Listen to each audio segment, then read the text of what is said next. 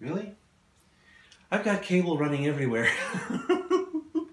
Hi everyone, this is Kim. This is a garden including the seedlings, which are just blowing my mind right now. You know, it's really interesting to watch these grow, and I did a time-lapse video that I'm going to do again of watching these move around and to adjust to the light. It's absolutely fascinating. In any case, these are my seedlings, and they're doing terrific. These plants up here are as they've always been, so not much to say about those, but I am going to talk today a little bit about soil and the way that I make soil and see if it helps with any ways that you would make soil, and we'll kind of go from there, okay? So to start off with, why don't I bring you on in and we'll take a closer look at soil, okay? Okay, so making soil. I don't have a demo on actually making the soil, but I want to show you what the soil looks like when I go to plant things. I don't know what that is. Anyway, so here we go. Ah, don't fall! This is my soil, and this is a really rich soil. It has a whole bunch of cocoa peat that I love. It's just a fun thing when you have cocoa peat and when you put hot water on it and it, you know, billows out and spreads. It's wonderful. So that's the base of this, and as you can see, it's almost halfway full. You can see that there is other stuff in it. I've got vermiculite in there, and that helps with drainage. This stuff just comes right apart. I love it. It's wonderful stuff, and it'll be firm if you want it to be, but it falls right apart. So the plants can make really good use of that. It'll be firm to hold on to for like tomatoes and whatnot, and then it's dirty and smells wonderful. By the way, it has it's loose enough for water to drain properly. Now the other ingredients are the compost that I showed you before and the worm castings that I showed you before, and most of these worm castings are my own. I raise worms, and they do all of this wonderful stuff, and that's why my soil looks so dark and rich. It's just absolutely wonderful, and I'm thrilled that I'm able to have such healthy soil. Now, one thing I'm not going to tell you in the other part of the video, there is on its way some organic fertilizer that will be not plant food, but will be soil food for the plants. Excuse me. And that's going to be able to be ready to feed the serrano and the golden sunray. And then on the seed trays, let me go ahead and show you the seed tray. So we'll go ahead and talk more there.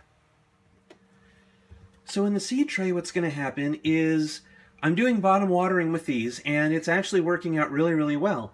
I've got them arranged so that they get really even light. Now, if I can tilt this without this thing creaking too much at me, let me see if I can do that. You're going to see that the distance on the light is several inches. In fact, this is about 8 inches between them. But you know what? That's good, because this light is 600 watts as it turns out, and it actually balances out well. You can see how much light it puts out, and if we go back down to the seed trays, you can see how evenly it's lit. And I recently rearranged all of these so that they could get the most out of the light.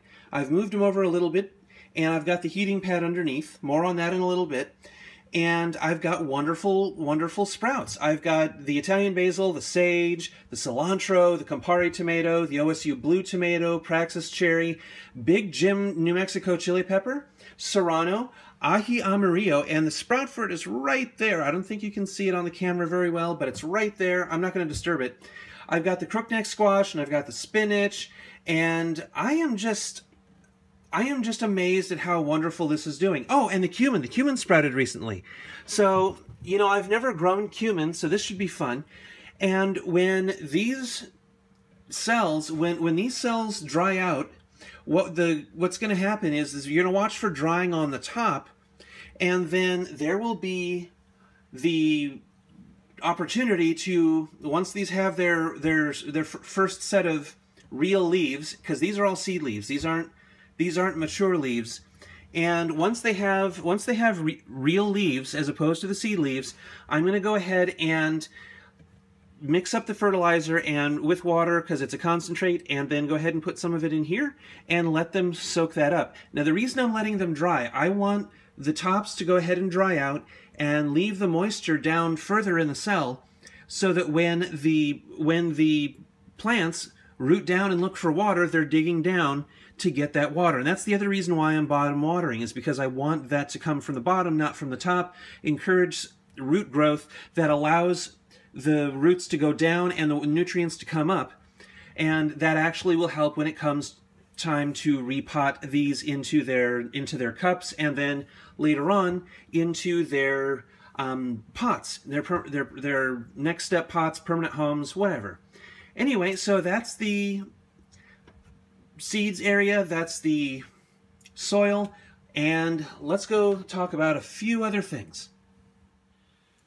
So yeah, that's the soil, and it's really fun to make. I've got about 9 gallons, I believe, ish. I mean, that bin is pretty big. That's an 18?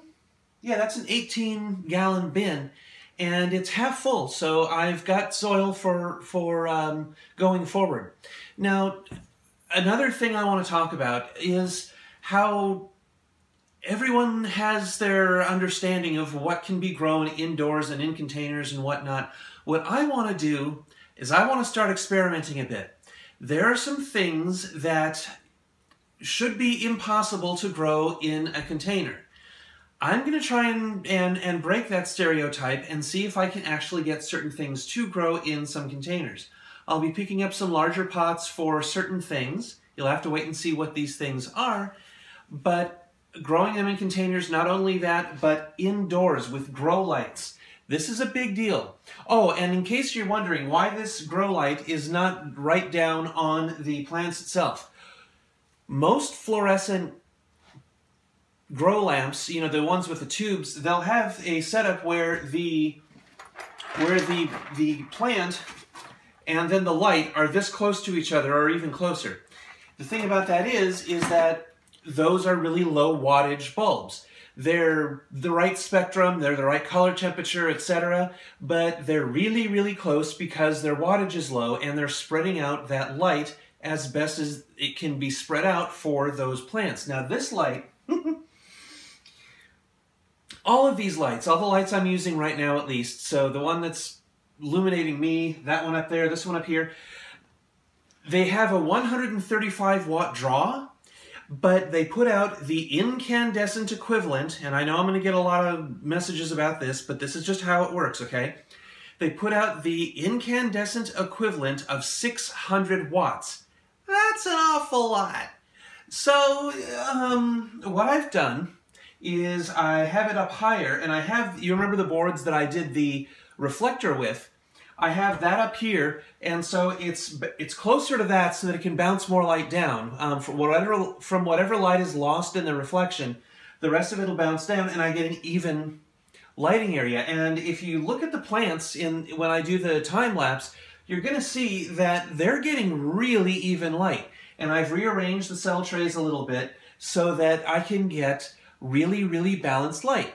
And it's wonderful. So that's why I actually had this lower at one point, and it got a little weird. And I saw some things on the seedlings that I didn't like. So I raised it back up, reminding myself of what I just told you about how it's a 600 watt bulb, not a, not a 200 watt or anything like that. And I don't have, metal halide bulbs either. So this is providing just enough heat on the air. And then one other thing.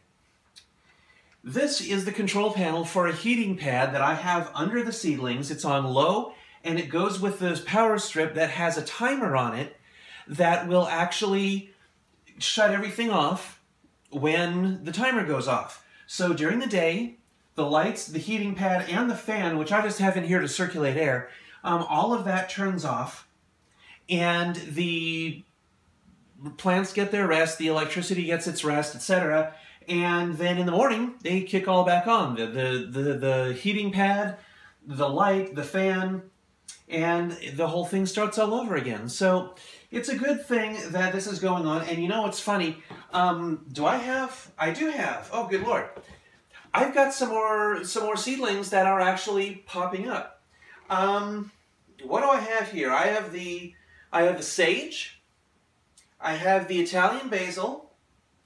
I have cilantro, a serrano chili.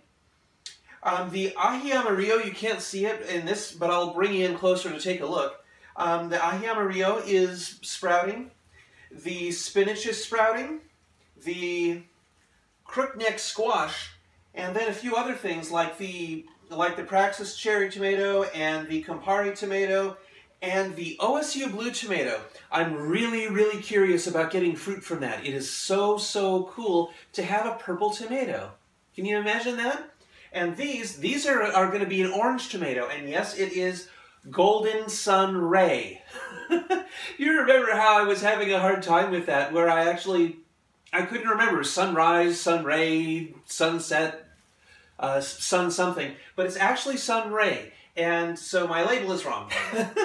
But once this gets what it needs, and I'm going to tell you about that in a second, and this one too, I'll have really big orange tomatoes here, and I'll have some serrano peppers finally, and I'm really thrilled. And these other seedlings, I'm going to be watching them really closely, and they're going to be ready to go into larger pots, maybe it depends, well, they're all going to be at different paces. And you know what? I'm not worried about the chili peppers, because chili peppers, depending on the variety, can take anywhere from, well, it's been 9 days since I planted them, and I've got some of them, but they can take anywhere between that and 2 to 3 weeks sometimes, depending. And I'm told that the chimayo pepper that I have is a long duration before germination. So we'll have long duration before germination. No. Good, this is a silly episode, sorry. Anyway, so I'm not worried about that. But as the seedlings get ready, they're going to go into cups, and then they're going to go into pots, and then they're going to go into their permanent pots that are going to be all in here. And, you know, this is a lot more space than it looks like. And what's going to happen when the seedlings are done, and there is one more planting coming up in December, and then there's the winter sowing outside. But the indoor planting is going to have one more run, and then I'm going to take this shelf right here. I'm actually going to move this up to here, and I'm going to put the larger plants on the second shelf with the same light, so that I actually get a well-lit area that can support lots and lots of plants. And that's the goal. And then eventually some of them are going to creep out here. Some of the lights will get moved over to by the dedication plaque there. And all of this will be a fully functional growing garden area. And the fresh air that gets in and out of here is house air, but it gets circulation because I've got a fan out there that I have off right now. I have the fan in here to kind of blow air around. I've got the heater on the other side of the room so it doesn't get too hot over here, but it balances out with the heat of the lamps and the heating pad. So it's a really good thing. This is a really functional grow area, and I am just tickled pink. It's just, I don't know, I'm thrilled, and I really thank you guys for coming on this journey with me in my garden. We've had some missteps. We're going to try again, and that's what this is all about, misadventures in gardening. Misadventures specifically in indoor container gardening. So thank you all for coming along. If you like the video, go ahead and like it on YouTube. Post comments on any of my videos. Feel free to tell me anything about the garden, what you think of my videos, and what you'd like to see in future videos as I continue to document what I'm doing. Thank you very, very much, and this is Kim. This is a garden. We're out of here. Aren't we, Butter? Yes, we are. You silly little brat, come here. Yeah, you. Say hi to the camera. It's over there. Butter.